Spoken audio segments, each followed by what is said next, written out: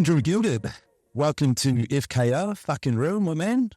Thanks for having me, mate. You nailed that name there too. Not many people with that. Well, to be honest, bro, I had to do, no, when I was listening to a few people like on YouTube and things like that. I think the research. Yeah, well, you're not the sort of guy, mate, that I'm going to get the name wrong.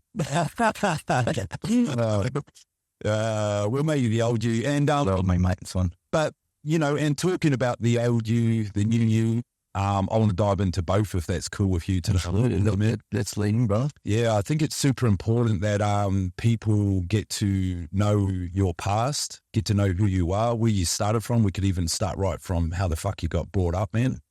And then diving into what you're doing now. Absolutely. And fucking what you represent and your purpose, bro. So, well, it was a privilege and a pleasure. I mean, look at the name of the podcast, fucking real, mate. You know, as men, we only need to look at the statistics out there at the moment in men's mental health and well-being to know that we're still not getting things right. And it's guys like yourself that are bringing guys and bringing conversations like this to the world that are having an impact. And mate, we're not even scratching the surface yet. So really, you know, as men, the more vulnerable we are, the more we can lean in, the more we can have these types of conversations.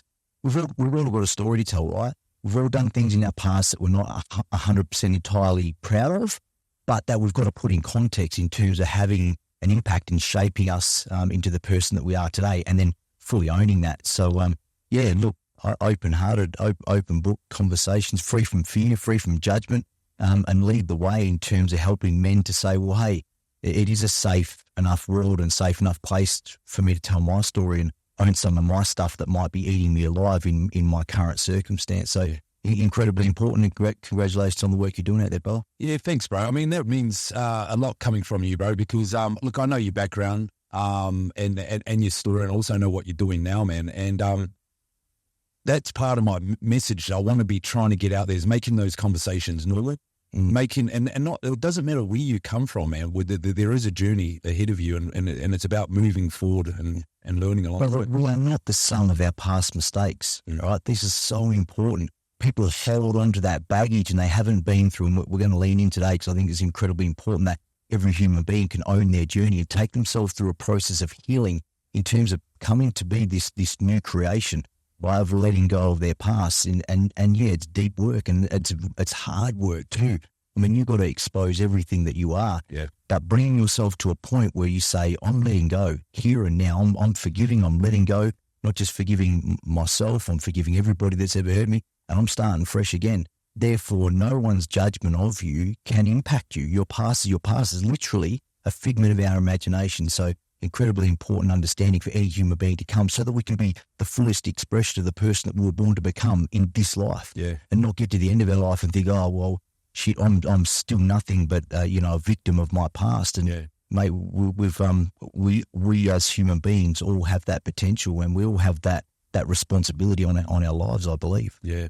And one of the questions I do, while I was hoping to, as you know, this is all freestyle, man, but one of the things I tend to ask a lot of my guests, man, is how do they find their purpose, and what is their purpose, and how important that purpose is to life, you know, because I feel that once you sort of understand what your purpose is, you know, it does allow you to grow towards that, you know. Absolutely. Yeah. I believe deep down behind the masks and behind all the confusion and behind the programming, you know, from our parents and our upbringing, I absolutely believe that every single person is put here to find that, to find that purpose, to find why they're put on the planet, right? And without that purpose, you're a rudderless ship effectively. And for myself, deep down, I knew, even when I was living back in that lifestyle, that there was a pull on my soul and something wasn't sitting right. I wasn't able to be fully, you know, deeply satisfied. I was always angry.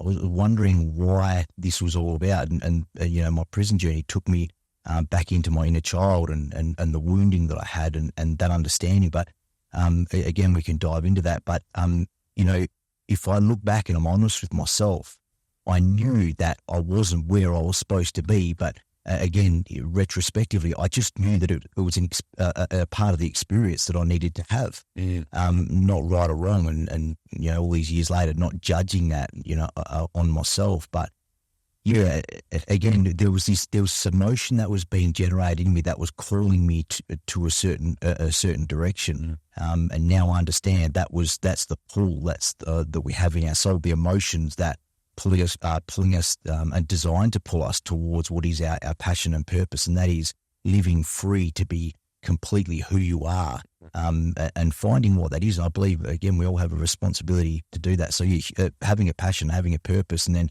revealing that, and then taking steps towards that.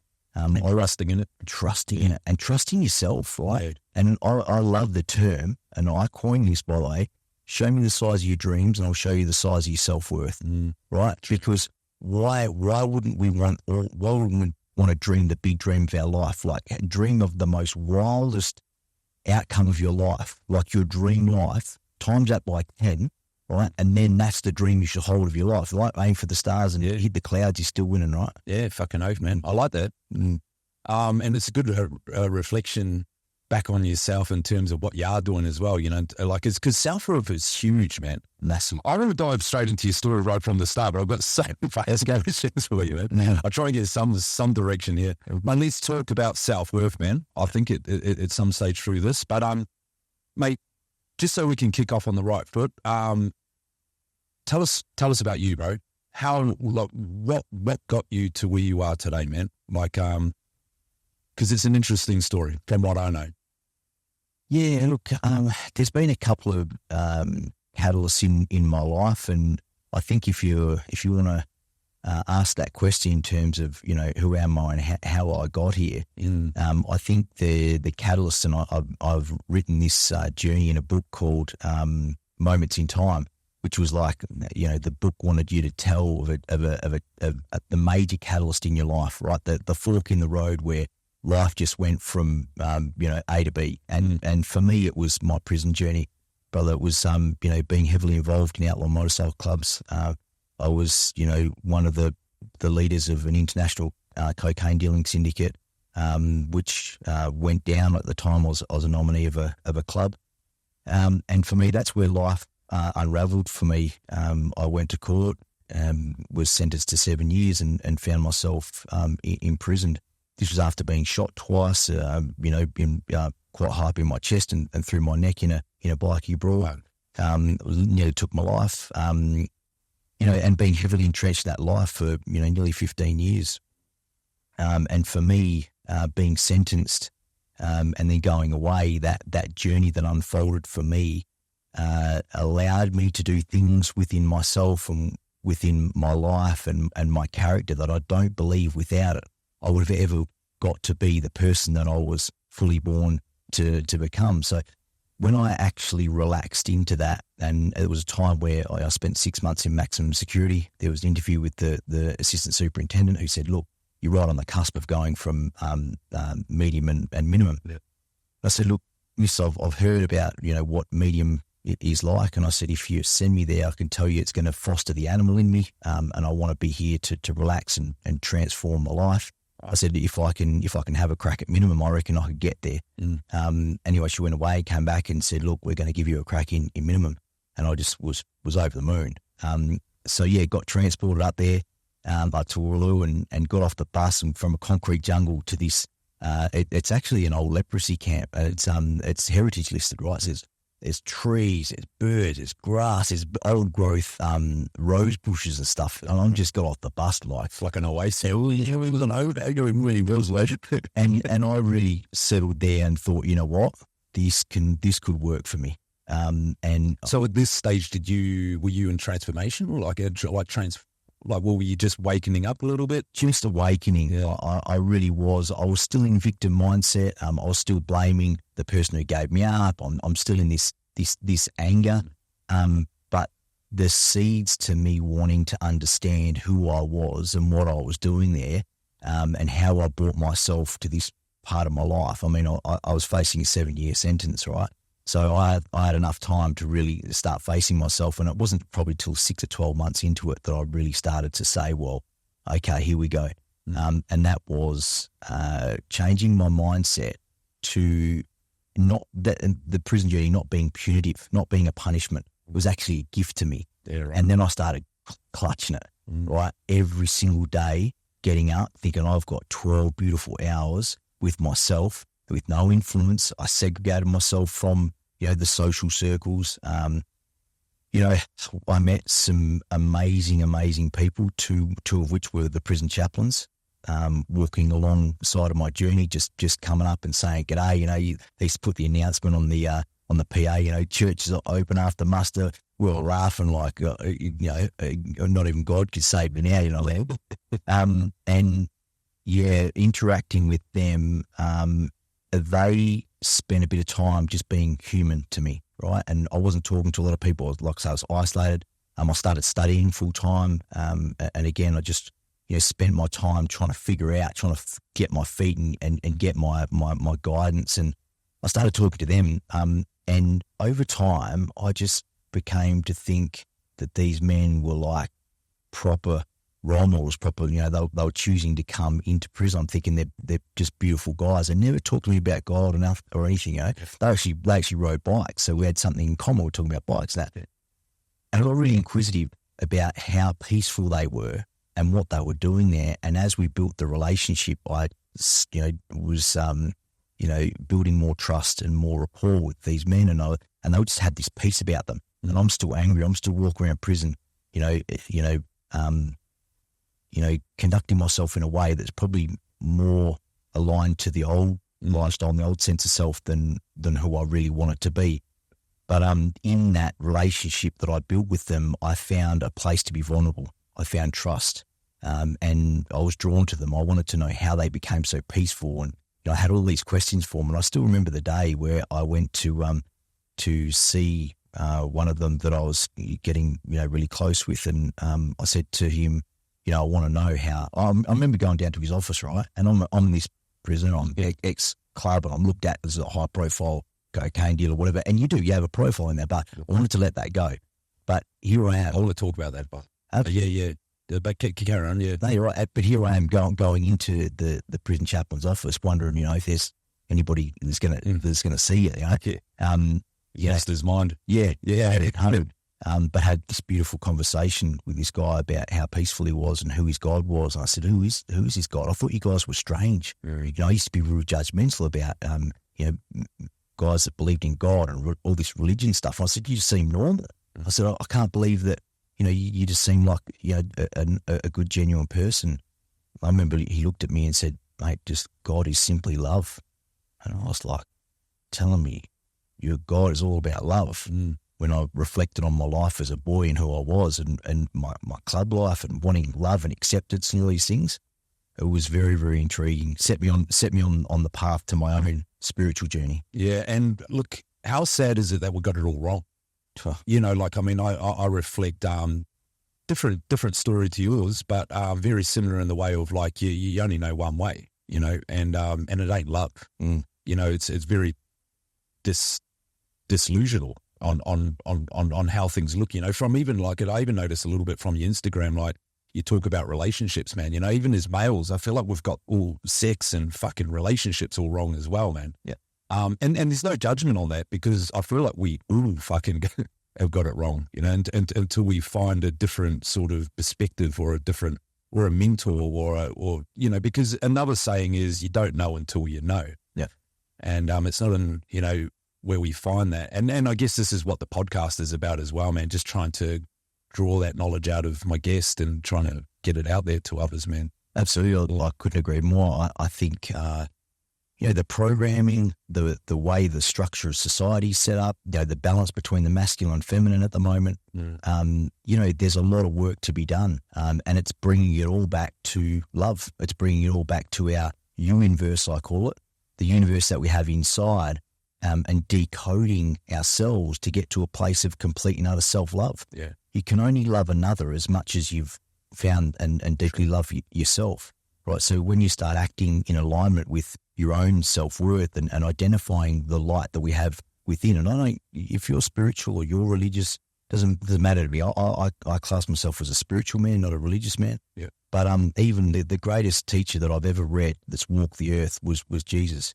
And all he wanted to do, he was against the religious institutions. All he wanted to do was guide humans back to the light that they hold within by saying that we're all a divine manifestation from a divine entity, a divine energy, not this God that religion says sits up there with a stick and judges you and sends you to hell and sends you to heaven or whatever.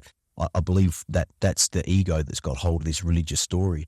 But I believe if we can all identify the light that we hold within, the love that we hold within, which is free from fear, free from judgment, free from condemnation, it's unconditional. When you hold that for self, you can hold that for others. That then leads to beautiful friendships, beautiful relationships, healed people that are healed coming together to acknowledge and share what is love and light with one another, brother. Yeah. Fuck, you say that so well, man, and thanks for sharing that, bro, because that's a very, very strong message, man. So you've gone, so you're now this person that's got a beautiful spiritual connection. You were in prison, you're in the bikie gangs and, cocaine, importing cocaine and whatnot. But before then, you're in the army, you're a sniper in East Timor. Yep.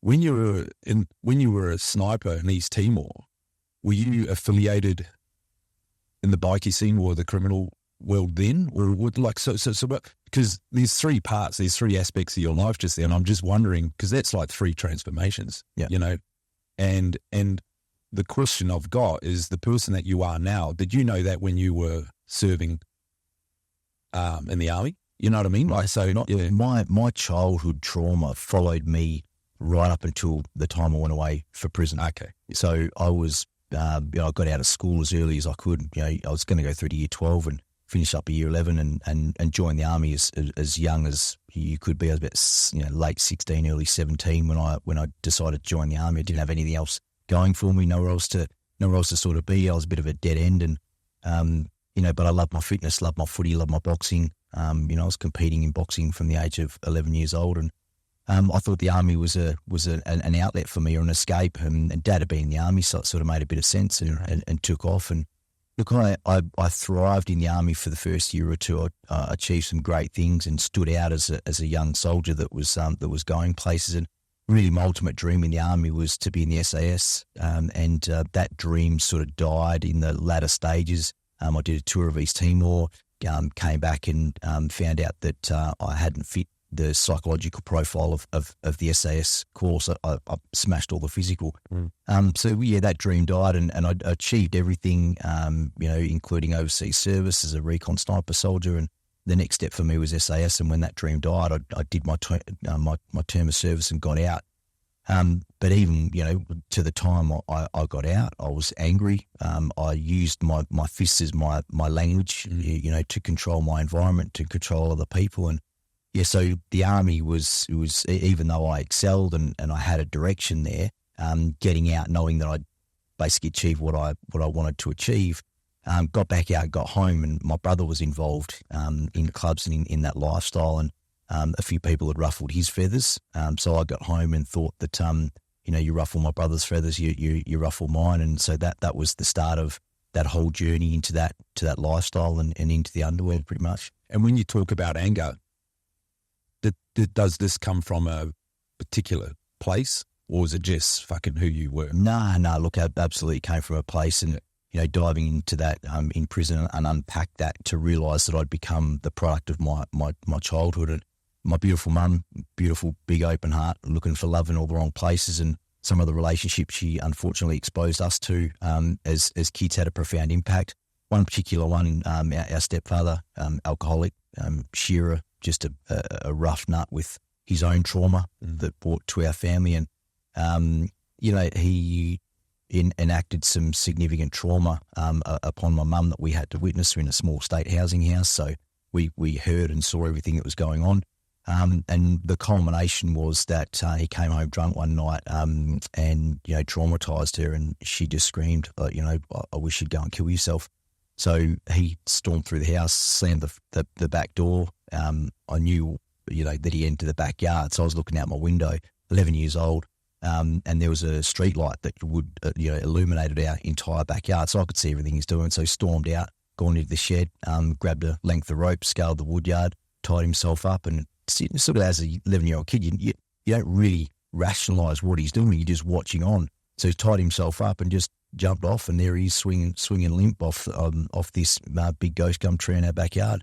Oh. So I just remember screaming, "Mum, he's done it." So run through the kitchen, grabbed what was the bluntest kitchen knife at the time, scaled the wood yard and was hacking at this binder twine sort of plasticky rope, trying to get him down. And after a minute or two, we got him down, and luckily enough for him, Mum was able to revive him. Oh, really? And he survived, yeah. Yeah, fuck. Yeah, what a story, man. Yeah. So for me, I remember, and I unpacked this in prison, I remember sitting behind my door as an 11-year-old kid with a cricket bat, wishing I had the guts to go out there and intervene time and time again. And for me as a young boy, I felt that I failed my mum, that I was weak, that I was a coward. So obviously, that generated anger with me. My stepfather recognised that, so did Mum. What did we do? Chucked me in the car, dropped me down to boxing. I walked in there, was the only white guy there. There's all these amazing little Noor kids that were incredibly talented in boxing, and luckily enough, the coach took me under his wing, and some of the Noor kids became my mates. Only at the time when I showed them that I was a better boxer, which took some time. But then I had this anger, and now I could box. So what happens? You go to school, you're bullied, or you get picked on, and you've got a means to sort that out. And that took me. That was the start of a journey where my ego and fighting and boxing became basically my language. Yeah. So it was a bit of trade. Yeah, it was. Yeah, it was a bit of a toxic cycle. But again, this is all off the back of my childhood trauma, and the anger and the the disrespect and distrust I had for men, having that experience, so men to me weren't to be trusted. They were, and I was determined. I said in my mind, I will never, ever back down to any man. I don't care how big you are, how small you are. And that's what took me through my underworld journey. And that's what got me so much respect. And people even say now, who you were and, what we know of you. And that was the work I did. But I spent many years writing my journey and writing my check with my fists and getting what I thought was respect. So that was your tools that you were given. Yeah. At the time, Yeah, absolutely. And you were utilising them the best way. Yeah. Now, I guess. Look, I'm not proud. I'm certainly not proud of it, but I'm proud of how I've been able to unpack that and own that part of my journey, which ownership is an incredibly important part of dealing with the level of, I guess, journey that I took. So, yeah. Where is your stepfather now? Do you still consider him your stepfather? Or, that guy that you saved? Interesting journey. So stepping out of my, I know we're jumping around here a bit, but jumping out of my prison journey, and having gone through this beautiful healing journey of ownership, forgiveness, transcendence, and then starting to feel like every day in prison, I was stepping into conversations, not swearing, not slandering. I wanted to be the embodiment of the person that I knew. I had this vision of myself, right? Mm-hmm. So getting out of prison, I'd studied a business degree. I'd had this beautiful spiritual awakening. I was connecting to God and spirituality and Jesus and love and all the messages of, I had this beautiful benchmark in Jesus and Christianity. But I applied it in a way that set me free. So when I got out, I started coaching and mentoring, and I really had this drive. First of all, I built a sort of mid-scale construction business, and when that sort of failed pre-COVID, shut that down. Again, I went into coaching and mentoring, had this will to give. I just said, what am I doing? I've got all this life experience. I've turned my life around. I want to be a role model. I want to be a love leader. What am I doing with this? So I took steps to start, to close the healing journey, which is to give your healed self back to the world. And a part of that journey was holding men's circles and facilitating retreats. And I held one particular retreat, and guess who contacted me to join in? It was my stepfather, my ex-stepfather. And I thought there's no such thing as a mistake. It was divine timing. So I said, absolutely, would love you there. I singled him out and took us through the mantra, as we all do as a part of the men's circle, hand on heart. I'm sorry, thank you, I forgive you, I love you. And we were looking into each other's eyes. You know, he teared up, I teared up. But that was, for me, the closing out of, you know, that journey. I'd forgiven him in prison, but I had to. I had to go there and say, you know what? As much as I know it's important for me to forgive others, forgive myself, it's important that I let go of all the hurt. And that was off the back of this beautiful experience that I had inside, off the back of knowing the prison chaplains. There was only one of these courses run in prison. I don't know, they lost funding and they shut it down, but it had the most profound impact on me. Mm. It was a victims of crime, and two beautiful elderly people came into the prison into Woolloomooloo. There was only 10 of us selected for it. And they told a journey of how their son was brutally murdered by a drug addict. And they were crying in front of us. I just thought, wow, you know, they're talking about this situation that happened 15 years ago like it was like it happened today. Yeah. And they went on to tell us how the hate they had for the guy that took their son's life. They were writing, you know, letters to the parole board. They don't let him out. He's a psycho now. And they were really bitter about it. And one of their friends turned to them and said, you know, we believe that you've become the hate that took your son's life. Sure. And that had an impact on them that said, we need to change, we need to forgive, and we need to let go. And they actually supported his parole release. They went into prison to meet him. They hugged him. They forgave him. Not only that, they took him into their home once he was released. He became the son to them. I get chills telling the story. He became the son to them of the son that he took. Mm-hmm. And I was looking at these people, and I hadn't started forgiving myself or forgiving anybody at this time. I looked at them and said, you know what? If they can forgive themselves and they can forgive that man, I tell you what, I can forgive myself and anything, right? I also connected to the fact that because I was a drug dealer, that I could have had a hand in taking their son's life too. So I was like, well, hang on a minute. I've got some work to do in terms of owning and forgiving. So that was that time that I really walked away and looked at myself in the mirror and said, I'm in some trouble here. But rather than self-condemn, I was like, I'm going to own everything that's happened to me, that I've done to myself and that others have done to me. I want to explain that, right? Yeah. Two things. People get forgiveness wrong. Forgiveness is not the justification of the wrong. It's the transcendence of it, right? People say, oh, but he's beat me or he's raped me or he did this or did that. You take the sting out of it through forgiveness. You're not saying what they did was wrong. You're saying I'm better than the outcome of that situation that happened to me in the past. So when I say I want to own what he did to me, I'm taking the power back from him to say what you did to me was not right. But you do not have any right in the here and now to have me be the product of the situation that you enacted on me. I'm taking that power back. That's ownership. So what does that process look like, Drew? Like, I mean, I feel like I go through different stages of my journey with it. Like a lot of forgiveness for myself, man, fine.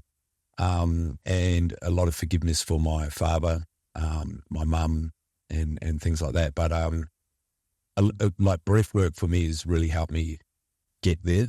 But just from your point of view, what was the process like? So let's just say it was your stepfather or yourself. I think self-forgiveness is huge, man. Massive. Yeah. Because I mean,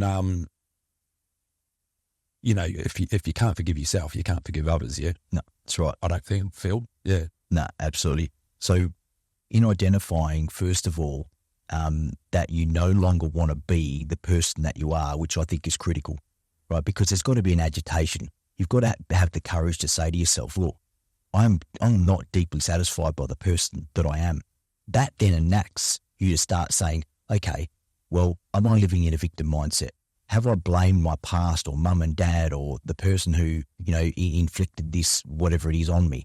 And then we live out this victim mindset. There comes a time where we say, you know what, I'm done with it, right? And unfortunately, this is a very self-reflective thing. This is not something you can have a conversation with someone about changing the person that they are. But if they don't get it, maybe it's their soul's journey in this lifetime to not transcend that. Yeah. And we unfortunately can't control that. It's within each individual. And you can, like I say, you can dangle the rope. It's up to them if they catch on. Once you've got that agitation and you're starting to own your own soul's journey, you can then start to say, right, how the hell do I go about this? And that is the journey for me. It was, number one, owning 100% unbridled ownership of everything that everyone had done to me and everything I'd done to everyone. And that means you write this stuff down. Absolutely. Absolutely. Yeah, cool. Absolutely. Yeah, because it was critical. This is the nuts and bolts of my healing journey, right? So 100% unbridled ownership of what everyone's done to me and what I've done to myself, because I enacted a lot of hurt, right? And through ownership, you can't forgive, or you can't forgive anything that you're not sorry for. So there's the 3 R's, and this is a bit of a spiritual lingo. It's repentance, being sorry for what you've done. It's reconciliation, which is bringing the broken parts of yourself back together. Then it's restitution, which is giving the healed parts, your healed self back to the world. I like that. So the other terms are ownership, 100% ownership, forgiveness, and then transcendence. Yeah. And it's reclaiming your soul's journey. And then I believe, and what happened for me is when I started walking and acting, and trust me, at the infancy of when I decided to forgive myself and to let go, there's all these parts of yourself that you've got to face. And it's raw, it's vulnerable. It's very, very important not to go into self-condemnation, because you've got to love yourself through that. And in me identifying that I'd become the product of my childhood trauma, it's like, hey, hang on a minute. I went back to this innocent little boy, right, who was sitting in the corner still crying, right, still crying. At the age of 33 years old, I was a little boy in there that just wanted to be loved, who didn't want to see what he saw. So I saw myself, and I just held this beautiful space for myself to say, you know what? No one's coming for that little boy. That's on me. Yeah. So I visualized myself going into this dark room where the broken part of me, the little innocent child, my mum, even my parents used to say, you were such a beautiful young boy. How did you get so happy? How did you get to that point? Because like, I know exactly what you're talking about, man, because I'm doing that work myself. And it is super important to get to that little boy, all that broken part. I've even gone back to being in the womb of my mum, you know, and how just on your story, how did you get to those places, man? Because I think that's super important to understand that. Yeah, look, the seeker will always find, brother, and you will find truth in situations and circumstances. It's the way the universe works, right? I fully believe. And when I started to open my eyes and I had this will and this drive, I tell you now, I went down a rabbit hole, and I wanted to find every nook and every single cranny of my own brokenness so that I could realize, you know, who I was born to be, like the unbridled, the fullest expression of the person I was always born to become, free from the mask, free from the trauma. So I had a pretty intense drive to find all these nooks and crannies, to want to find all the healing modalities. And I'd done everything, hypnotherapy, breath work, you name it. I'd been through it in my latter stages. And so, yeah, it's... I mean, you had a lot of alone time. I think that's really important. Look.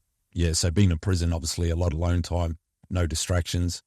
Would have helped it up. That's what I mean. Yeah. I own it. I own the fact that as soon as I switched my mindset from prison being a punishment to being a gift, how do you think that, you know, I'd gone to prison to be set free, right? That doesn't make any sense. But as soon as I switched my mindset, I was going through things in prison, right?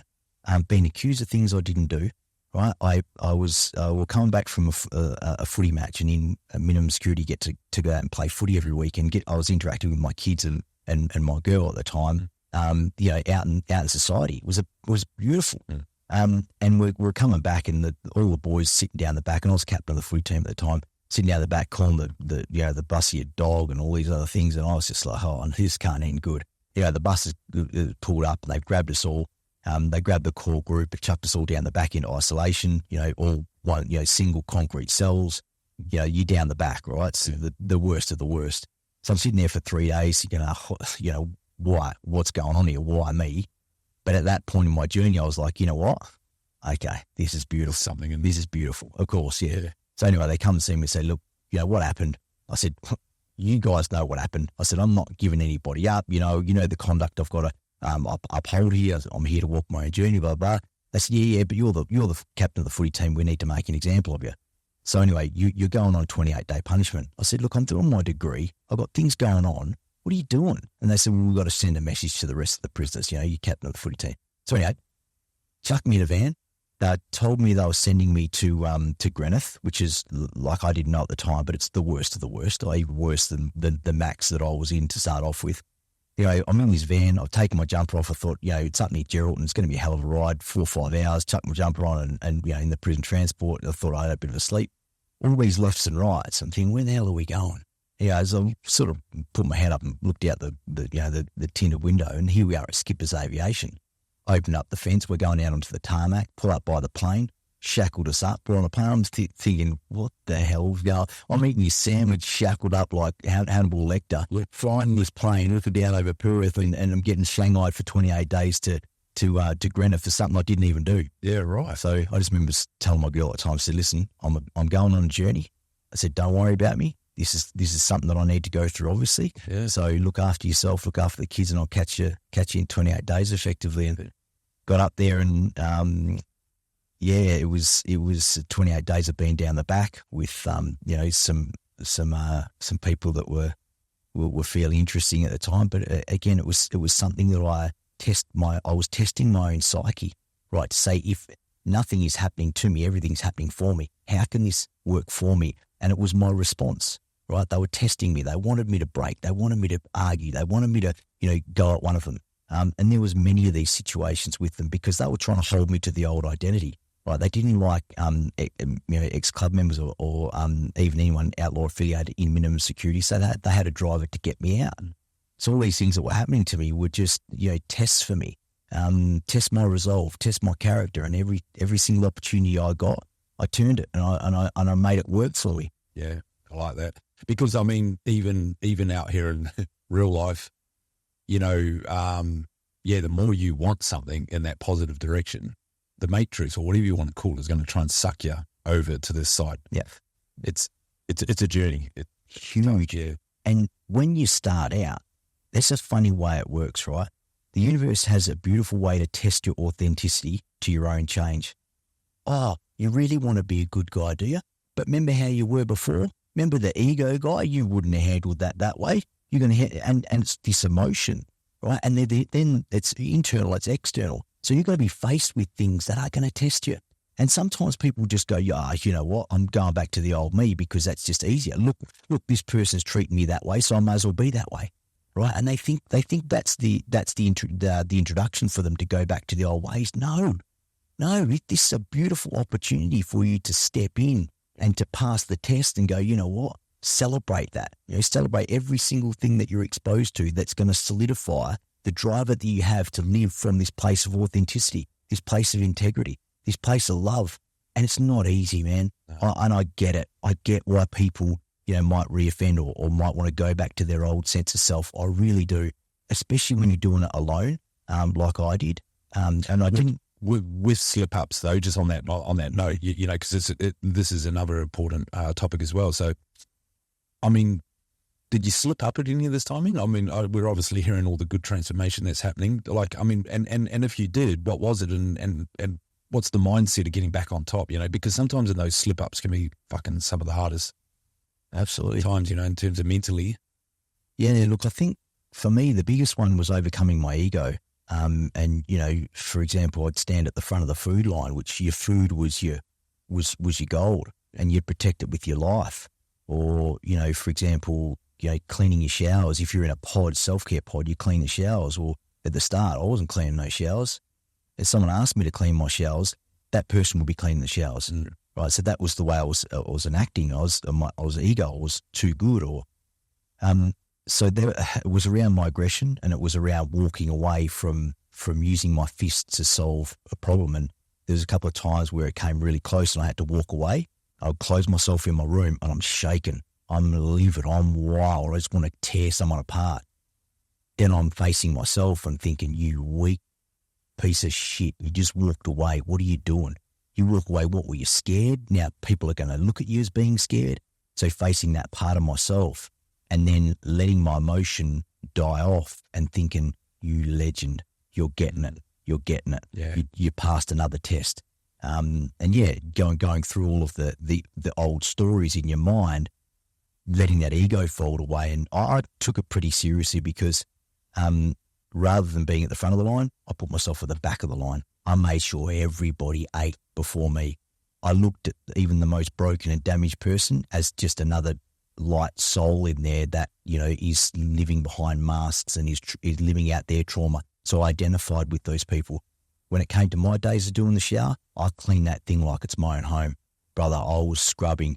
I'd be in the pod. I'd be cooking boys pizza. I'd be giving out pizza. Any opportunity that I had to be in service for humanity, for myself, to humble myself, I was no better than anybody else. What sort of effects was this having on those that, like when you say you had to uphold your reputation, and you were worried about what it would look like for those that are seeing you, like if you're backing down from a fight, that's your reputation that you thought was going to fucking be tarnished. Yeah.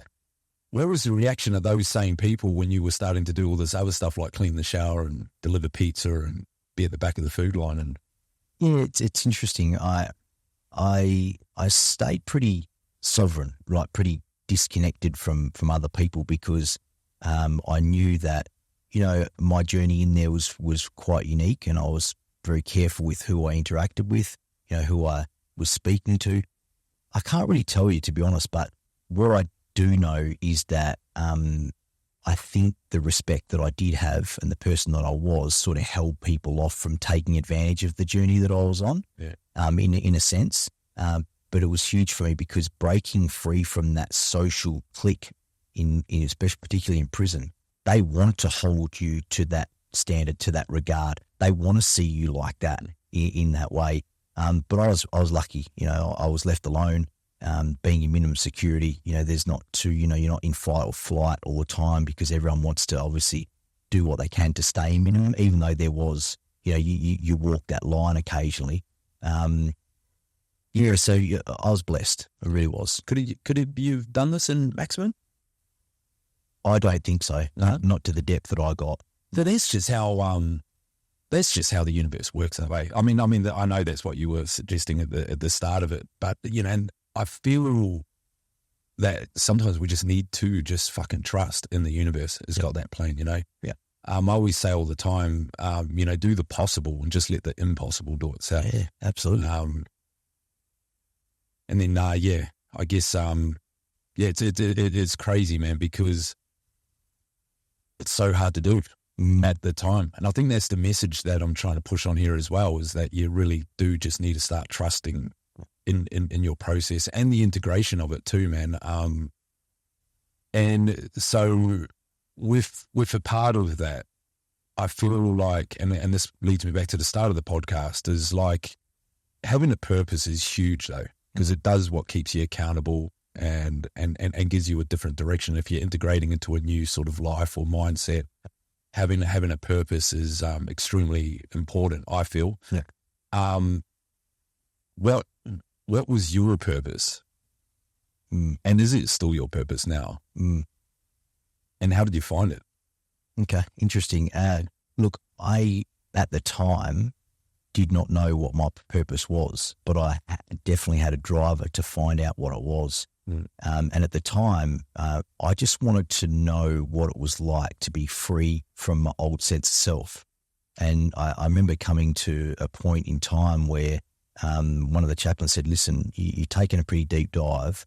Just understand that there's going to be a time where you're going to stop and think that what you're doing is needs to stop. You've come far enough. And they said it's going to be a spiritual attack.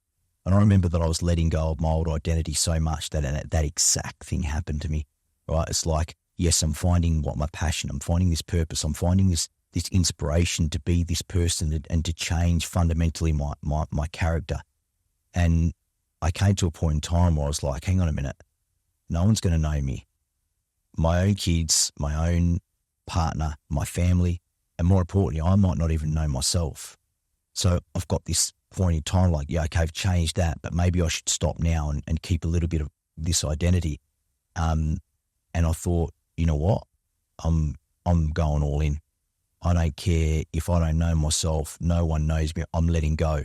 And in the letting go, then you can start to get a sneaking peek of what your purpose and what your passion is, because you've listened to the guidance. You're listening to your soul's journey. So and the answer to your question is yes, absolutely. Your passion and your purpose, I believe, changes. The state of the universe is change. Everything is changing. Everything is in flux, right? And I allow that. I give myself permission to say that at some point in time, my purpose might be coaching. Then it might be being a director of a business, or it might be bringing something that I feel is bringing something to my life that I feel in alignment with.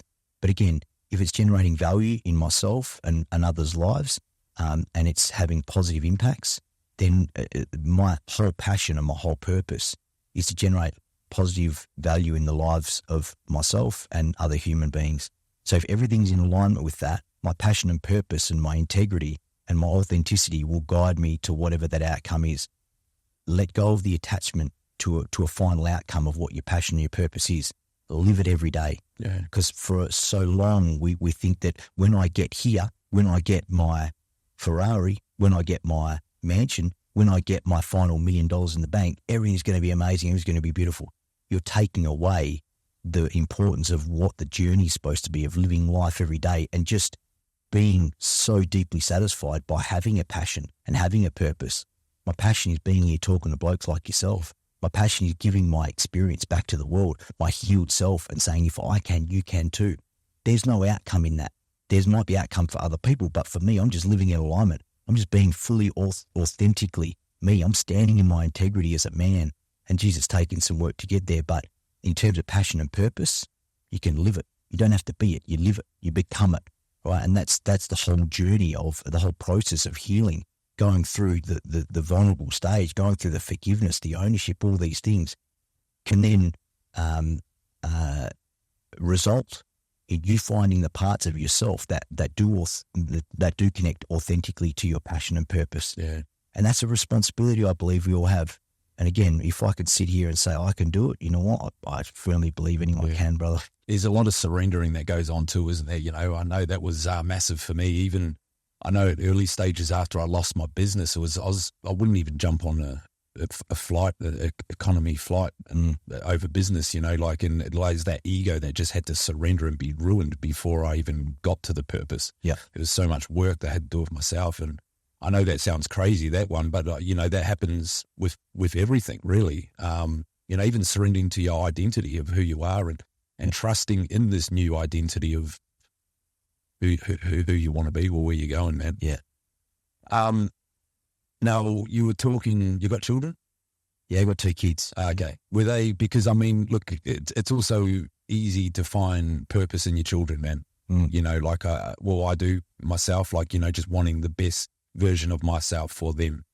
And, but there's obviously those who are out there navigating their journey, don't have children. Yeah.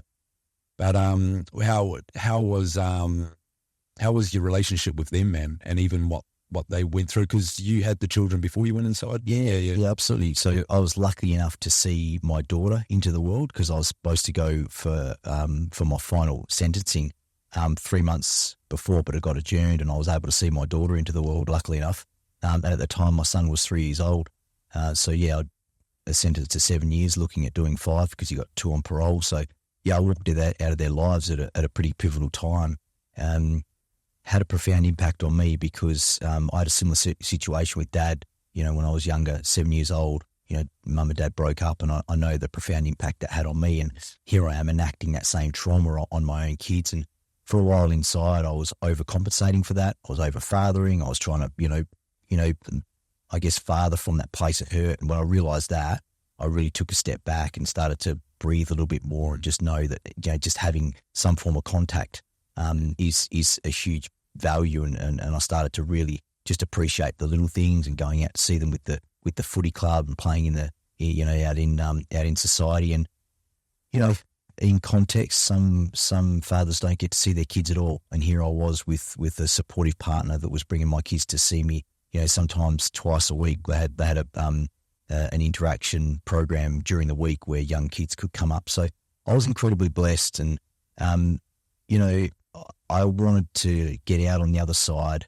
and be the best father that I could possibly become, and put things back that I'd taken away from their life. And you know I couldn't replace the years that I took away, but I certainly knew that thankfully my prison journey might result in me being the best father that I could have ever been, rather than half a father, without that experience. So, again, in context, it was a beautiful unfolding for me and my kids, and our relationship is stronger than it's ever been. I've had my kids full time for the past 4 years. Their mum does fly in, fly out, and I had the opportunity to step into their life and step away from the job that I was in and put them first, and I absolutely did. I surrendered everything. I prepared my home, and I prepared my life for my kids to come and live with me. And when I said, if that's what you guys want to do, I'm here. So they did. So yeah, it's been incredibly satisfying. And yes, absolutely, being a father is a part of my passion and my purpose, because I chose to give 2 lives a chance on this earth. And, I do everything to provide for them. And it gives me an immense amount of satisfaction to see, the level of commitment that I've got for my children. And I mean, you can measure any man against, the commitment that he has to his children, I believe, and free from judgment. But I'm saying we definitely have a responsibility as men to do our own work so that we can show up for our kids in that way, and not father from that place of victim mentality or that emotional projection that we have, as men when we're living out the unhealed version of ourselves, So yeah, it's a absolutely beautiful journey. Yeah, and what would your message be? Suicide's at an alarming rate, particularly with males. And a lot of those suicides are related to men not seeing their children. Absolutely. I've gone through that myself, and it's fucking horrible. And you can look at that on a few different things. Even going inside would be fucking horrible, being separated from your children. I'm sure there's a few other scenarios that we could talk about. But then what would your message be to those men that are struggling with not seeing their children, man? Of like bit of advice or a bit of encouragement, because there's no quick fix. I mean, I've also had other males that have reached out to me that want that desperate help. They want to fix it right there and then. Mm-hmm. Yeah. Look, there's a term saying holding space, right? And you can practice holding space for someone else, which means that, if you bring an emotion to me, my emotional intelligence, is developed enough to say that if you're riled up, I don't need to go there with you. I can hold that space for your emotion. But the thing is, we don't learn how to hold space for ourselves and our own emotion and allow ourselves to feel, because we're feeling beings, right? There's no feeling that's good or bad. We put that label on it, but we're here to express, right? We're here to feel the whole full gamut of emotions. That's why we're in this 3D world, right? So, particularly when men are in that really low place, and there's no bigger catalyst than a man not seeing his children. I get it. I could relate, of course, with my prison journey, but what seems to happen is we dip into the victim, right? The victim is, I can't see my kids. I can't do this. I can't. It's her fault. It's her fault. It's her fault. If we hold space for ourselves and we take a step back, every single thing is a co-creation. We've had a hand in it. And we talk about ownership, right? So if I own the fact that I've removed myself from my kids by going to prison, if I say, and this is, you've got to be careful because we can't dip into self-condemnation. If I've created a situation where I can't see my kids because I've lived out a traumatic experience or a toxic relationship, right? There's a beautiful invitation for you to step away and say, what can I do? I can't change this right now. It's not going to be like this forever, but I'm either going to be a victim and I'm going to jump up and down and I'm going to continue the toxicity. Or I can say, you know what, just for a little while, like when I went away up north, I knew I was going to have no interaction. If I can grab this situation and I can turn it and use it to work for me and not against me, what can I do? Why am I being faced with this situation? I can't change it. So obviously it's meant to be for some twisted, strange reason. I know it's hard at the time, and I can only just relate to someone whose missus potentially could have run off with the kids, and you've got no avenue to seeing them. You never think you're going to see them ever again. So all we can do is, like you say, surrender. is let go and then find the deeper meaning as to why this situation has found us and what role we've played in that, right? And own it. And so what can I do with this situation to better myself so is that when I do contact my kids, that I've used this and I can say, hey, listen, I did do everything to fight my way back for you. Yes, you don't need to give up. But again, it's what can we do with this situation to turn it, to transmute it and say, you know what, I'm going to make this work for me as hard as it is and stay out of the victim mindset and stay out of the self-sabotage and the self-condemnation and the getting the really low. And some people say, oh, it might be easy for you to say. I know what the practice is. I know the outcomes. And if you believe that you are an infinite being with infinite potential, you can turn any emotion and any situation and you can make it work for you. That does take practice, yes. It does take time, yes. And I'm not saying don't feel the feelings. Give yourself permission to feel the feelings, but it's how you act. It's how you conduct yourself. 100. Yeah. Feel the emotion, don't become the emotion. Yeah. I might be pissed off, but I'm not going to go out and punch someone in the mouth for it. You know, I can feel the emotion. I give myself to feel the emotion. I don't want to disconnect myself from that because that can become toxic of its own nature. Right? But we say, hey, my emotional intelligence can develop to a point. It's a muscle, right? The better I get, the more I use it, the more meaning I try and seek in every single situation and circumstance that's finding me, right? And what role is it playing? Because sometimes, you know, we sit back and we go, how the hell is this happening? Like, I've got no idea. So again, you trust the universe. You say, this is just a part of the process. You know, this is a part of what I've got to go through. Yeah, yeah. And that sort of reflects in relationships as well, doesn't it? You know, and the mirror with being those stronger masculine, I mean, it works for being the children, for yourself, but also just in a relationship too, man. I mean, we spoke earlier on in the piece of like that things are a little bit all over the shop, man, between males and females and what's happening in the world. And what's your point of view on that, bro? Like, I guess in terms of maybe like within a relationship and what it looks like to you to be that strong masculine, man. Yeah, absolutely. Beautiful conversation. We do a whole nother podcast. Yeah, true. But the backstory is, let's have a look at what's got us to here. We've had this beautiful feminist movement where we, the masculine, called the beautiful feminine onto our battlefield. Why? Because we weren't acknowledging or validating the amazing work. And I know firsthand as a single father with 2 full-time kids, what it takes for a mother to be at home and to be facilitating that part of the family unit. We worked all over them. And sometimes we take our projection and you know, the physical violence was a lot more prominent back in those days. So we called them onto our battlefield. So what do they say? We're going to show you that we can dance in your world just as good as you can. And what that I believe has done is generated the masculine in the feminine. Right? They're at work. They've had to, you know, compete with the masculine on that level, to compete for wages and to be honoured and to be valued, when we should have been doing that all along. So we called them out into our battlefield. And this is the balance I believe that we're at, right? Because the feminine has risen in her power, the weaker masculine is seen as that as a threat. So we're all dancing, we're all skipping, we're all thinking, holy shit, women don't need us anymore. They go and make their own money. They can make their own decisions. They don't need this leader anymore. When really they've reclaimed their place on the throne. Right, but I believe it's a little bit skewed because really their throne should have always been in the nurturing, the beautiful feminine space, which allows us to rise. But they've needed to show us that they can do it, so that we say, "Holy shit, we better place some value on these beautiful feminines before they walk all over us." So we're at the tipping point now, and I believe that what's happening is the masculine has been called to rise, and not in terms of, you know, they don't need us as a hunter, gatherer, provider, and protector anymore. What they need us to be is integral men of loyalty, of value, of strength, of honour, and to show that power through our masculinity and rise in our own leadership.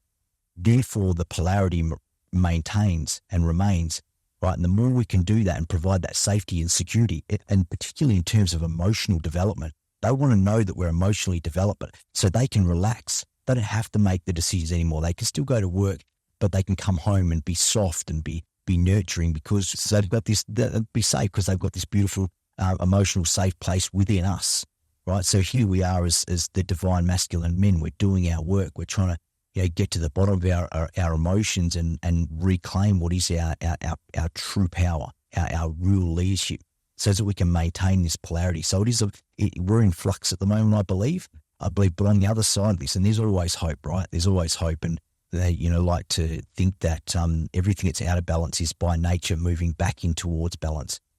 So I think there's some work to do, but I think on the other side of what we're dealing with and coming to these realizations of how to maintain polarity, how to rise in our masculine power without thinking that, the beautiful divine feminine is a threat to us. Yeah. She wants us in our power. She wants to be able to relax around us. But again, it's this... ego gets in the way, doesn't it? And a little bit, I believe there is a positive, massive awakening happening among us males. I certainly feel it, particularly with the conversations I have and stuff, and it is beautiful to see. But it's it's a lot of knowledge, man, and understanding. If you talk about a relationship, for instance, it's understanding what your role is as a male. Again, man, like the way we've been brought up, we don't see it. We see it in a completely different fucking light, man. Yep. So yeah, and I guess so we're running. So I've started a charity, and we're running our first men's event. Actually, Gaz is coming over for it. We spoke about it a little. Yeah, from it. Love to have you there, bro. Because even just because it's this knowledge that we want to just share and build a strong brotherhood community. Yeah. Because we'll rub off each other in a positive way, and we're all at different parts of our journey, but it's all these little messages that we talk about, like. Just that alone, either I learn off, and vice versa, man. So we're just creating these men's events that, we can talk about this and also help release a lot of this, and also involve a bit of boxing, man, because I do feel boxing is a huge part, man, in growth. I think boxing's a beautiful sport, man, for mental health. Even though I know that what it done to you and your children so we're trying to integrate that as well in some of these workshops, and trying to spread it out there. So yeah, looking forward to that, man. It's on the 8th of September. Give it a little bit of a plug on here. Right, mate. Absolutely. And what are you doing, man? So we've got this Elevate too. Tell us about this. Yeah, so we've done the thing. Let's do the now and the future. So look, what we've talked about is a fair distant cry in my past, and currently I'm involved in a couple of different companies as a director, one of which is Elevate. Right. Through my healing circles and the men's work and being in ceremony, came across cacao. Yeah, it was the rawest form of chocolate powder, effectively, and being a chocoholic. As soon as I knew that I had the rawest form of chocolate in my hand, and I'm sipping it in ceremony, and I knew that it was, could open your heart. And it's got these amazing, ceremonial properties. I took it home and thought, I've got to know all about this product called cacao. Yeah. And started taking it daily, and got off coffee because of it, and the more research I did, I thought the mass market just doesn't know about this product. And there's people bringing ceremonial grade cacao in, but I wanted to do something completely different. And I'm an innovator, right? So I thought, what can I do with this cacao to bring it to the mass market? So I wanted to do a formal coffee replacement. So I added guarana, ginseng, and ginkgo, and then some other amazing compounds in terms of medicinal mushrooms. So there's shiitake, lion's mane, cordyceps, reishi, 5 different mushrooms in there. There's cayenne pepper, opens up the blood cells, interacts with the cacao to give it basically a direct injection. There's Celtic sea salt, there's turmeric, amazing anti-cancer properties. So it's got this beautiful, sustainable energy that you get all day. There's no crash, and you're getting a superfood, a complete another superfood. 40 times more antioxidants than blueberries, 4 times more iron than red meat. It's got every single bridge vitamin in there, so your synthetic vitamins don't have bridge minerals to uptake. One of the biggest scams known to man. Yep. This has all the bridge vitamins and minerals, so all of the superfood compounds in there are bioavailable to your system. Nice. So I'm all about raising the consciousness of humanity, and at the moment, coffee is not doing that. It's actually, it bleeds you. That's why we get the coffee crash, and coffee's been roasted at high temperatures. It's dead, right? So you're getting a caffeine hit, But on the flip side, it's actually costing you. You try and have another coffee, you get through the day. So you're on this constant, up and down cycle. With this, it's just beautiful. How are you having it? Obviously in the mornings. In the mornings, so you can blend up hot milk and your hot water in the blender, blend it up. You can put it simply. You make it like coffee. Yeah. Right? I'll put a dash of cold water in it because you don't want the boiling water to bruise the nutritional integrity of it. Dash of cold water, hot water. I use a milk frother, drop of organic honey.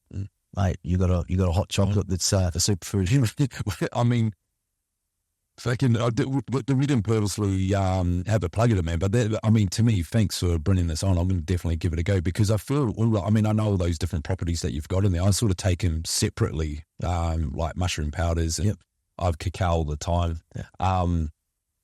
But to have this all in one, man, pretty fucking awesome. So where are we getting it from, man? Online?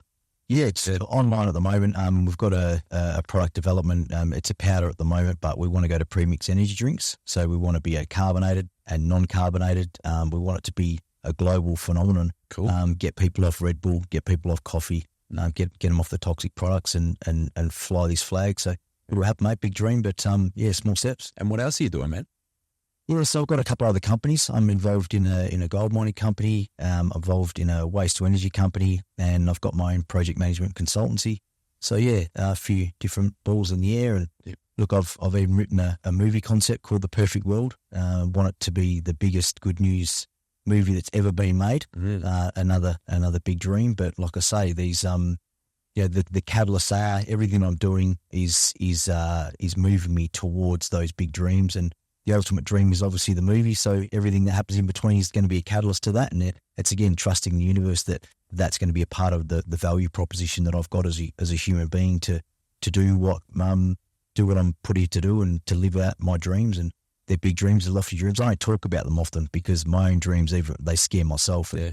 Talk about it here. Oh, mate, people sort of look at me and think I'm crazy. But no, I do have a dream. I do have a vision to be taking my messages of hope, healing and transformation to the world and to be standing on a global stage and leading this world from a place of heart-centeredness. And if you really want to know my dream, it's that I help the leaders of this world to see that where they're leading us is one of the most dangerous places that we can be in humanity, and that is leaders that are ego-driven, that are representing what they think are our interest. The power of the people want love. We want hope. We want harmony. We want to know that every single person on every single country, every single continent in this world want the same thing. We want peace. We want abundance. We want food. We want love. And we're all the same. We all share the same love. We all share the same blood. We're all human. We want the rot to stop. Stand down. Who do you think you are to say that we need you to threaten another country with nuclear annihilation in the year of 2024? And I'm passionate about this, brother. How dare you? How dare any human being think that that's a solution? I go to jail for thinking that violence is a solution to my problem. And here we are thinking that war on a global stage, for example, is a solution to our problem. We need this to stop. We need the direction of this humanity to pivot back to what is organic, to what is sharing hope with one another, to supporting one another, to know that every single human being on the planet wills for the same thing. We've got more commonalities than we do differences, brother. So at the right time, if this universe chooses me to stand up and to stand in front of the world and say, you know what, I've changed myself and we can all change ourselves and we can all be better, and transition away from, the state of homelessness to really have a proper dip at you mentioned suicide. It is the biggest killer of men between the ages of 14 and 44, the biggest. You don't see it in the news. You don't see people talking about it. These are hard conversations, I get it. But without a more concerted approach to these big issues, right? Without someone standing up and saying, we don't need, why do we, in the perfect world is about how this world becomes healed of itself, of the human condition. But why do we feel locked in to a situation where I have to vote for two parties who basically representing the same interests, which are not of the people? How it defies my own logic that we don't have someone that's introducing a different way that we can lead society. I just see that we're locked into this trajectory, which is completely out of control, completely unbridled, completely unchecked, right? We just seem to be being led by people who don't have the foresight or the heart-centered leadership to say, how can we come together as a global community and be doing this better, be taking this journey better. Mate, I totally know where you're getting from, man. And again, it's another awakening and knowledge and stuff like that. But where is like someone that's there's someone that's listening to that passion that come out of you, man. Where does one stand, depending on, because we're all at different walks of life and understanding of what you just explained then. Mm. But we're power in numbers. Yeah, absolutely, brother. Yeah. Absolutely. We need to find a way to come together for all the people that believe the same thing.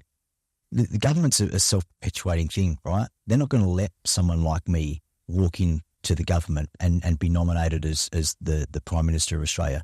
One day they will. Trust me, they will, because the power of the people will support a message that the power of the people will follow and support, right? And again, we are in this position where, consciousness is evolving, consciousness is starting to question, consciousness is starting to resonate with authenticity, with vulnerability, with a deeper meaning of truth. So it's happening. And I feel like it's like what we were saying before about the masculine. It's time to rise up and strengthen and say and put our fucking foot down. That's what it is. We use the COVID as an example, which is the fucking, how fucking weak were we? Yeah. Just been worked all over from the government. And I know it's a touchy subject and, all that bullshit, but mate, I didn't get vaccinated and my children didn't get vaccinated. No. I went through all the same shit of couldn't go on a job site or fucking couldn't go to the local gym, couldn't even go, you can't go into a bottle shop and buy a beer or fucking, me and my son would walk down shopping aisles and people would turn around the other way because we don't have a fucking mask on as if we just stepped out of a UFO, Right. So it's fucking hard, but I feel like the point I'm trying to make here, and we all went through it, man. I don't judge anyone that got the vaccination, mate. I totally understand it, especially when you've got a mortgage and kids and a job to, but the point I'm trying to make is, nothing will change positive unless we fucking man the fuck up, educate ourselves, get a bit of bang. It's a beautiful point you make. And we're all on this healing journey, right? And a lot of the practices that we need to go through, and this is important, call us into our feminine. We've got to soften. We've got to cry it out or scream it out or show our emotions, which is, that they've labeled a little bit of feminine energy, right? But on the flip side of that, once we heal that, we step more into our masculine power, right? I've disassociated with my toxic masculinity and it called me into my feminine. But now I'm on the flip side of that. I'm like, hey, you know what? You need to feel my man now. I am healed. And yes, I did dip into those beautiful, soft journeys to be this healed self. And no longer do I disassociate with my masculine. I feel my masculine. I'm claiming my masculinity now. I'm like, no, the world needs healed men to stand up and make decisive, decisions that are decisive, that are confident, that, some people aren't going to agree with. But we need to have the balls and the backbone to say, you know what? The world needs men. The world needs confident leadership to stand up from a heart-centered place, not from aggression, not from control, from what's the best for all of us. The world needs men now more than ever, like a real man, true masculinity. And like you say, in brotherhood, we come together to support each other, to say, you know what, I'm with you, brother. I think the way you think. I believe what you believe. And guess what? I got your back. That's real brotherhood, right? That's where we're resonating with one another. We're lifting each other up. We're lifting each other beyond ego. Not to say, hey, I've got a podcast too, and I'm not going to go anywhere to your podcast, so I'm in competition with you. No, we lift each other up in love. And like I say, the world needs us to stand up and do what we're doing more now than ever before. And it doesn't mean I need to get up there and be soft and be tiptoeing around. No, I'm going to be judged. And when I step out and I articulate my beliefs and my firm beliefs, I'm going to have, hopefully, more people resonate with me than don't. But you've got to know that in leadership, you're going to have people that are going to criticize you. People say, but he was this, but he was that. But in my healed state, I'm holding space for their judgment. It has no impact on me. Your judgment of me is not a reflection of me. It's a reflection of you. Go away and do your work, but focus on the love, focus on the hope, focus on the people that are resonating with you, that are calling you to say you're on the right trajectory, right? And I'm standing in humility, right? I'm not even embarking on that journey yet until the universe, enacts me, chooses me, and calls me into that direction. And it's not my time, and I pray that time will come for me. And if not, I live every moment of every day stepping towards that grand dream and that will to be standing on platforms like this, which I hope you do go global too, and I'll do everything to get you there. Thanks. Where we can come together and speak, of this humility, speak of this vulnerability, and stand in alignment with what we do, and call a brotherhood that's so big, and a sisterhood, mind you. Yeah. And we come together to say, enough's enough before it is actually too late. So sure, man. And there's a few things there. One of the biggest ones is separation. We need our brotherhood and the sisters too. Like, I'm a family, and I feel a lot of things that we have around us, is just separating us. Yeah. I mean, COVID, going back to COVID again, we're very isolated and separate, and we're making fucking rational decisions by ourselves. And it's such a scary place when you're in a vulnerable position like that. Yeah. Where you're making decisions by yourself, where if you've got family you can trust that will support you, brotherhood that you can rely on and trust. And, I think that's what you need to be able to make these strong, accurate, firm decisions moving forward as men, And I know even just with my journey with the podcast and this charity I've been setting up, I literally put my last dollar into it, and I'm living week to week, but I just know this is my calling, and I'm pushing it. But, and I'm having my days, mate. Like, literally, I broke down and cried the other day when I dropped my boy off, because I just felt, I know I haven't been supporting him as what I could from a monetary type aspect in terms of love and support and care and showing him all these great things. That's fantastic. But I do sometimes fall into these pits of fuck 'em. As we would know, brother. Yeah. And, but without having that strong brotherhood that I've got around me, that goes, bro, you got it. Yeah. Keep going, my man. Absolutely. You are on the right path. We can assure you of that. Yeah. Just get up, bro. Just keep going forward, and just keeping that eye on, I guess, the script, that you've ruined for yourself. So important. And I mean, look at the structure of society in this, right? There's no victim, there's no project, there's no blame, right? It just is what it is. And whether some people bring up conspiracy theories about how they're trying to divide and conquer us and keep us, keep us weakened, and feed us with lies and negativity on the news, all these things. Whether there's some Rockefeller up there pulling the strings and to keep us in this weakened state, maybe that is their intent. We don't know. I can't prove it or disprove it. But what I do know is you're absolutely correct. The way that society is structured, the way we're supposed to be getting up and going to work for someone else, 9 to 5, spending 85% of our time slaving for doing something that's got nothing to do with my passion and purpose. I'm working for someone that I don't even know or don't even respect, don't even like, right? So, but we're supposed to be getting maximum satisfaction from our job. Then we're supposed to go home to our family, to our children. I'm getting paid peanuts. I'm paying most of my money in my mortgage or just to survive. I come home and I'm supposed to skip through the door as a man, as a provider, to know that I can't provide my kid what someone else can. And I'm supposed to skip through the door, which we do. We hug our kids, knowing deep down that I wish I could be doing more, right? And we're supposed to just suck it up. And we wonder why men feel so isolated and we're all struggling. And not just men, women too. We get on our device and we dive into this social media world, which becomes more isolating. It's individualistic, right? So here we are. We're all suffering in our own silence instead of coming together, which we did thousands of years ago, around a fire. We're all singing Kumbaya. We're all getting dressed up and we're putting face paint on and we're coming together in soul, in community. We're putting hands on. We're bringing our kids up in community. We're completely and utterly segregated. Yeah. And I believe that's a contributing factor. And like you say, we're now understanding that to be in brotherhood, to lift each other up and not be in competition all the time. This is the capitalist society. We're living in fear. We're living in lack. No, we live in abundance. Change your mindset. What you've got, I've got. What you achieve, I achieve. What can I share? How can I lift up? How can we contribute to each other's journey? And that's a complete shift in our consciousness, right? That we're all one. The governments would have us think that China is a threat. all of a sudden I'm living in fear. I'm living in fear of a nuclear war. I'm living in fear of all this stuff. So, fear. Like, come on. Yeah. We don't have to live like that, you know? Yeah. And this is, again, I believe the consciousness shift where we come together and say, let's get rid of competition. There's no such thing. It's an illusion, right? So same as fear. My choice is, my will is to be abundant, right? There's abundance of air, abundance of trees, abundance of love that I give to my son. Might not be an abundance of money, but what I can give, I get a deeper satisfaction out of.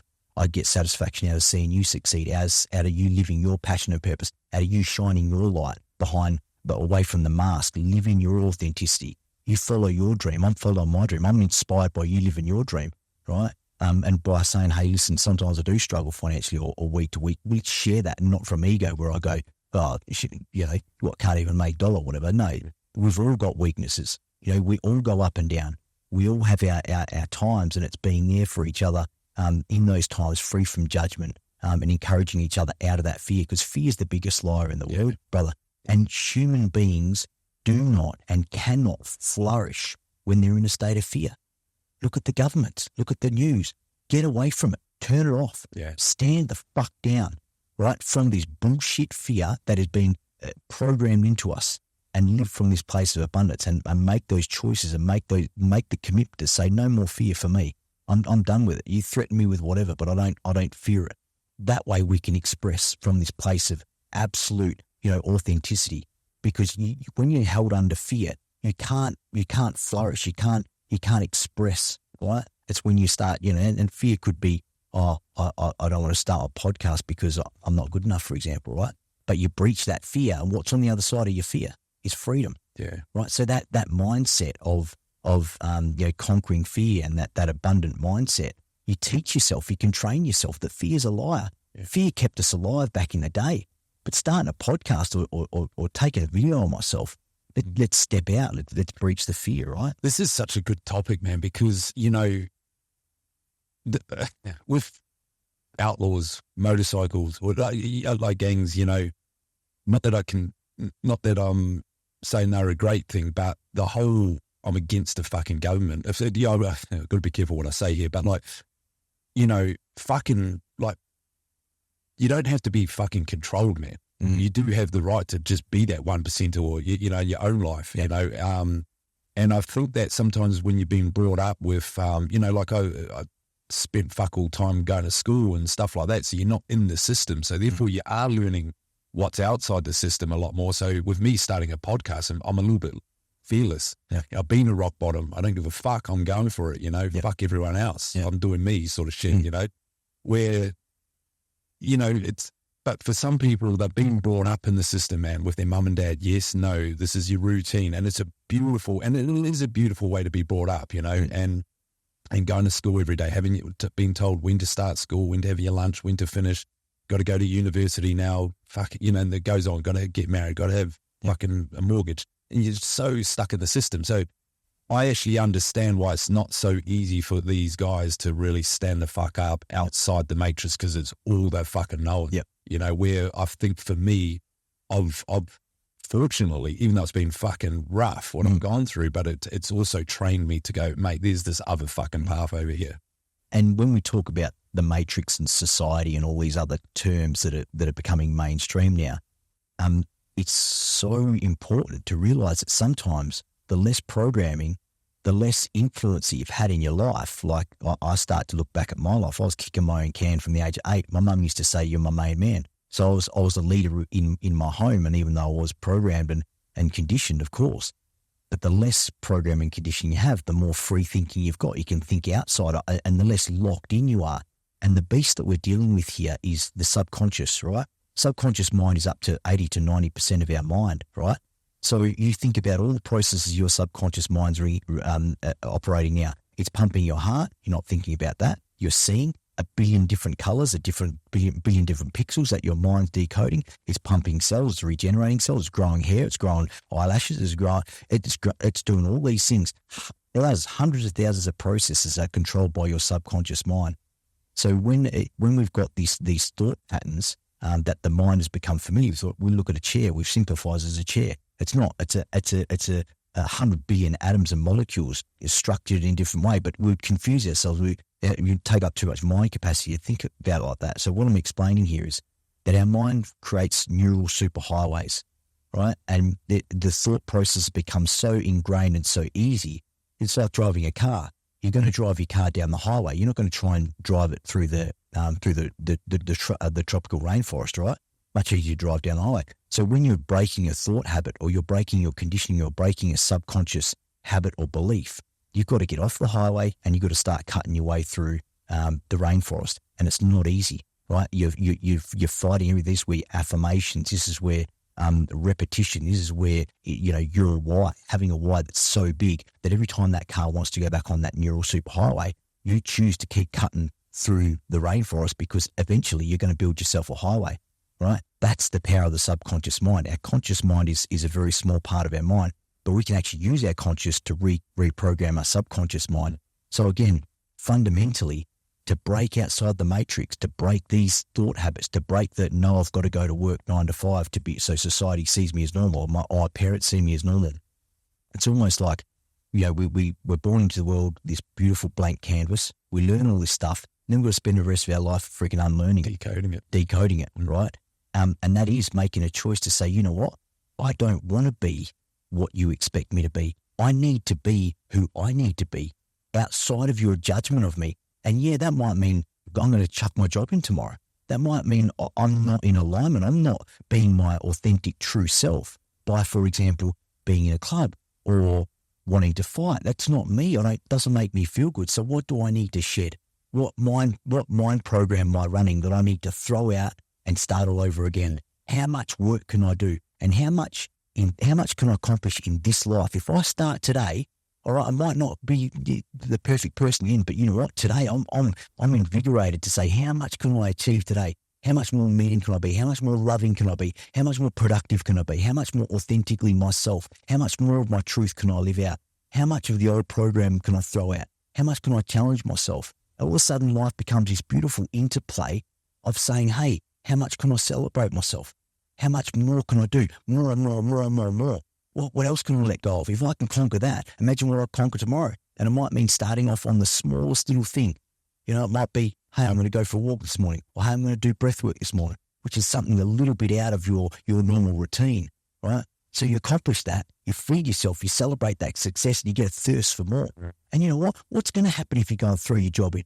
What's going to happen if you tell that disrespectful boss that you've got a boundary in terms of how you're going to speak to me from here on in? And if he sacks you, guess what? It's a gift, right? He's absolutely gifted you with you being able to be free from that situation, right? So it's everything, and it's a mindset, right? It's nothing's happening to you, everything's happening for you, every single thing. Yeah. There's not one thing, no matter how bad you think the news is, or someone loses their life or whatever it is. The universe works in this way. And again, it's letting go of the control and trusting the process and trusting that everything that's meant to find you will find you, and letting go of the things that are not. A relationship, you break up with a relationship, there's heartbreak, right? But guess what? If that relationship might not have meant to be for you, right? You've gone through that experience, and on the other side is this beautiful abundance of choices, abundance of women, abundance of experiences. So choose that perception of it, right? Yeah. And it might hurt at the time. I summed it up so well. And what's sitting here going, fuck, you just sparked our thoughts, mate. Yeah, I'm going to journal a lot of this shit. Man. But yeah, no, you're right, man. It's all micro changes, leaning into the unknown. Yeah. And there is no end. No.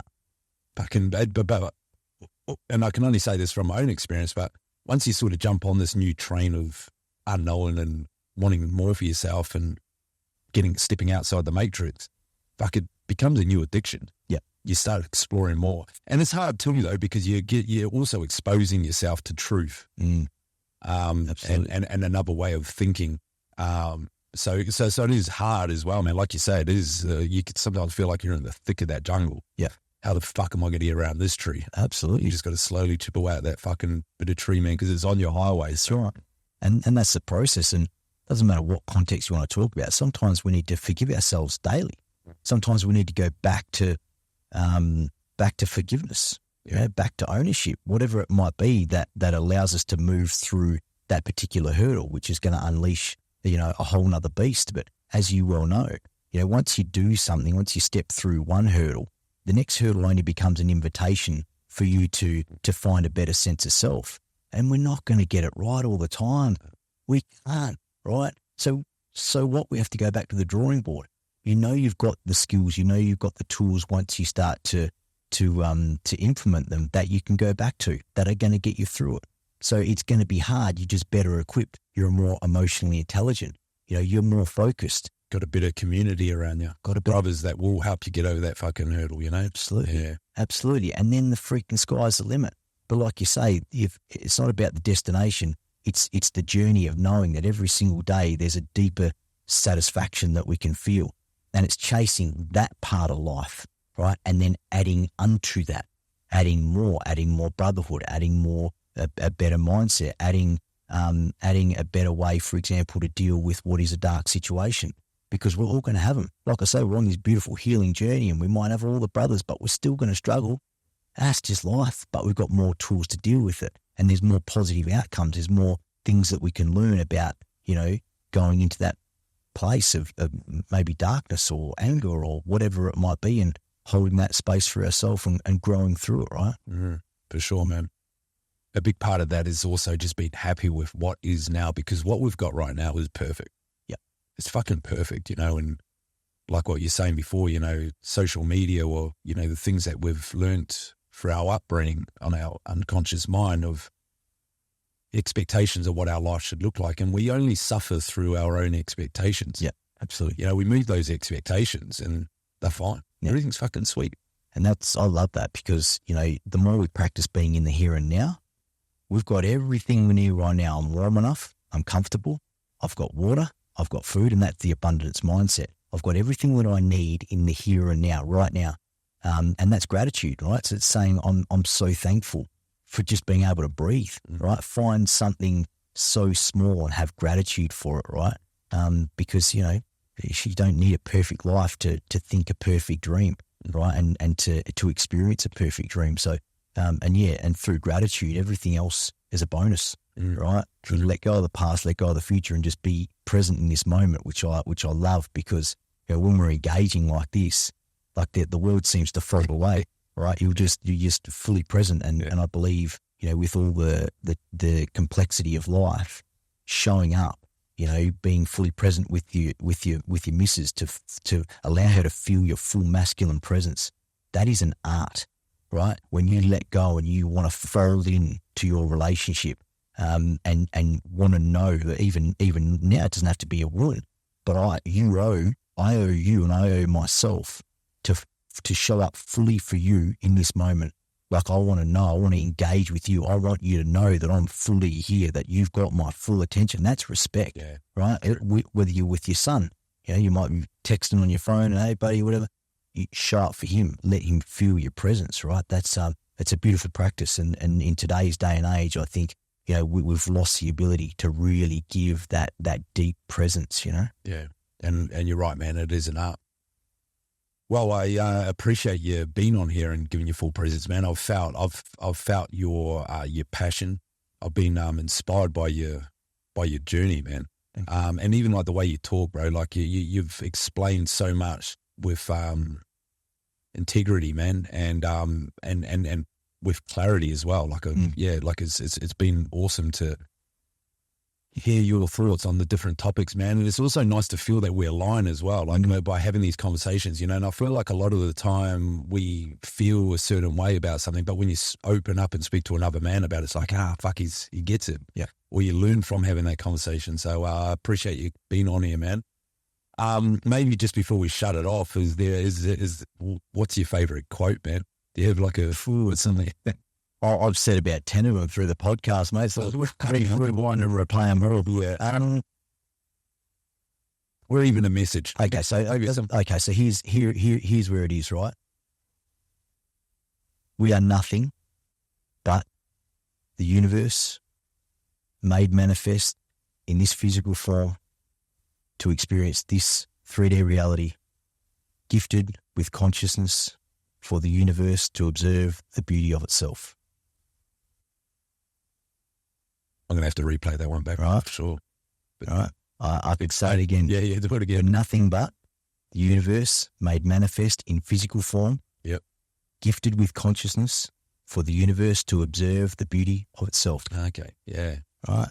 Our own light, our own Christ consciousness. We are one. We're all oneness, right? And I'll finish on this. So one of the keys in forgiving my stepfather, just as an example, but forgiving anybody, forgiving yourself, is realizing that every single human being was born a blank canvas with the light of God, right? A pure light, untainted. But through life, through intergenerational trauma, through situations and circumstances, that light soul has been tarnished. Doesn't mean it's gone. It means it's dimmed. So when we observe the beauty of the light within ourselves, that we're a divine manifestation of a divine being, we are divine. Therefore, the universe doesn't matter. This universe matters.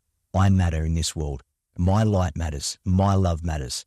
And let's shine that light. Let's turn that light back up through all our brokenness so that our brokenness folds away. So when you identify your own light, your own God within, and even Jesus, he pointed us back within, right? He said, greater than I is to come, right?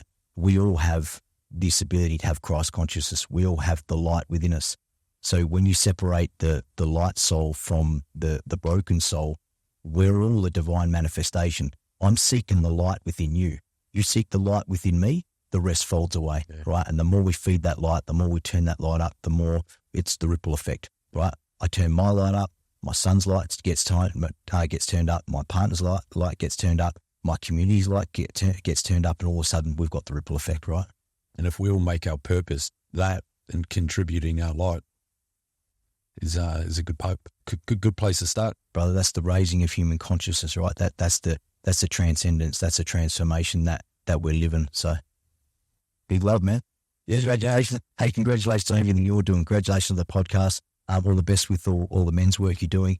And I can't wait to turn the tables and hear your journey on the podcast. We'll talk about that. Yeah. But again, congratulations on everything you're doing. I think your intention is beautiful. I think there's more brothers that need to step up like yourself that are wanting to make this contribution. So keep being you, man. Keep believing, and I'll be here to support your journey as much as I possibly can. That was nice, man. It's taken on, and thanks, bro, and thanks for being here, man. So, appreciate it, brother. Thank you.